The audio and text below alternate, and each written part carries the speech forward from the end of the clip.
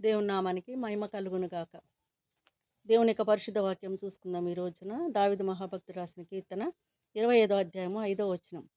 అక్కడ ఏం చెప్తున్నారంటే, ఒక దినమెల్లా దేవుని కొరకు ఎదురు చూసినట్లుగా లేఖనాలు తెలియజేస్తున్నాయి.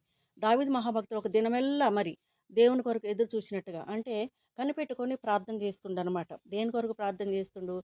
తన కొరకు, తన కుటుంబం కొరకు, మరి ఆయన పట్ల దేవుని యొక్క ఉద్దేశ్యం ఏంటి అనేది దాన్ని బట్టి దేవునికి మొరపెట్టుకుంటా ఉండనమాట. ఆయన వాగ్దానాలు కనిపెట్టుకుంటూ, మరి ఆయన స్వరం వినాలని ఒక ఆశ కలిగి ఉన్నాడనమాట. మరి ఈ రోజుల్లో చూసినట్టయితే లోకానుసారంగా అయితే మరి బ్యాంకుల దగ్గరికి వెళ్ళినా, మండలాఫీస్ దగ్గరికి వెళ్ళినా గానీ మరి తొందరగా పని అయిపోవాలి. ప్రతి పని కూడా ప్రతి నిమిషంలో, ప్రతిదీ ఒక క్షణంలో అయిపోవాలనే ఒక ఉద్దేశ్యం కలిగి ఉంటాడు మానవుడు. కానీ లోకానుసారంగా చూసినట్టయితే ఆ విధంగా ఉంది. బ్యాంకుల దగ్గరికి వెళ్తే ఈ రోజులలో ఒక కార్డ్ పెట్టుకొని డబ్బులు తీసుకొచ్చుకునే అవకాశం మాత్రం కలిగి ఉన్నదనమాట. అయితే దైవభక్తులు చూసినట్టయితే గనక మానవులకి ఓపిక అనేది ఉండట్లే.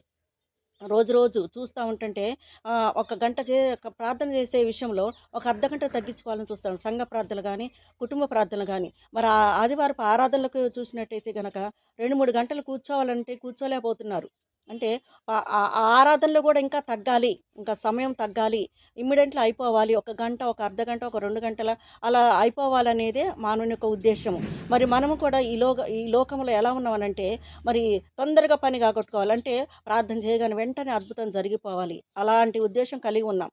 కానీ దావీదు మహాభక్తుడైతే ఓపికగా మరి ఆయన ఆయన మాట వినాలని, ఆయన స్వరము వినాలని, ఆయన వాగ్దానం పట్టుకోవాలని, ఆయన వాగ్దానం కూడా ఎదురు చూసిండనమాట. ఆయన దర్శనాలు చూడాలని, ఆయన ప్రవచనాలు వినాలని, తన కొరకు తన పట్ల ఆయన చిత్తం ఏంటి అనేది దేవుణ్ణి అడుగుతా ఉంటాడనమాట.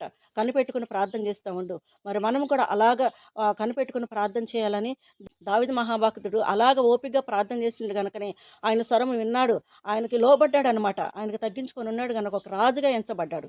ఇశ్రాయేల్ ప్రజల మీద అధికారిగా మరి అధికారం అంటే రాజుగా ఏలటానికి ఏలుబడి చేయటానికి ఆ ప్రజల్ని ఆ సింహాసనం మీద కూర్చోడానికి అటువంటి అధికారము దేవుడిచ్చిండనమాట. మరి మనం కూడా మన పిల్లలు మనం ఆశ్రయించబడాలంటే మనం ఓపికగా దేవుని యొక్క వాగ్దానాల కొరకు కనిపెట్టుకుందాం, ప్రార్థన చేద్దాం. ఈ రోజు నుంచి మరి ఎవరైతే ఇలాంటి విశ్వాసం కలిగి ఉంటారో వారిని గొప్పగా దేవుడు ఆశీర్వదించాలని దేవుని యొక్క ఉద్దేశం, ఆయన యొక్క సంకల్పం. దేవుడు ఇటు మాటలు దీవించి ఆశీర్వదించును గాక.